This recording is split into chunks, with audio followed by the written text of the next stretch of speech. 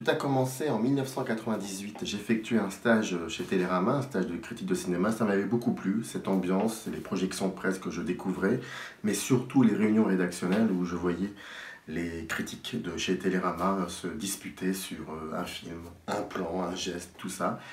À l'époque, j'ai étudié en parallèle un DUG art du spectacle à la fac de Nanterre. Nous étions comme ça tout un groupe d'illuminés cinéphiles. Et après ce stage, tout de suite, l'idée m'est venue de créer un fanzine. Et ce fanzine s'est appelé Querelle. On était une dizaine de personnes et pour nous, il était important d'avoir aussi notre place dans ce laboratoire d'écriture. Et c'était une revue mensuelle qu'on distribuait dans l'enceinte même de la fac. Et il y avait des entretiens, il y avait des chroniques, des critiques de cinéma, des reportages, des interviews. Il y avait en fait réellement une pensée éditoriale. L'histoire a duré 3 4 ans et puis ensuite on a tous pris des chemins divers. Alors, querelle, aujourd'hui, finalement, c'est quoi? On a pris 20 ans dans les gencives, on est devenu poivre et cerne, pourtant on ne se sent pas si vieux, on a juste l'impression d'être jeune depuis plus longtemps que les autres. Et puis pendant 20 ans, on n'a pas chômé. On a fait des courts-métrages, des longs-métrages, de la musique, du théâtre, on a voyagé, on a fait des enfants. Ah, les enfants, ça pose la question de la transmission.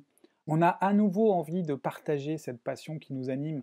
On a à nouveau envie de faire un club qui se cache dans la cabane en haut de l'arbre pour parler de cinéma. On a eu à nouveau envie de se confronter à ce travail critique. On a cette nostalgie de nos années de fac où on se cachait au dernier rang pour agrafer, plier les feuillets de notre fanzine, où on séchait les cours pour aller squatter les projections de presse. Il faut dire que quand on a commencé, il n'y avait pas les multiplex en illimité.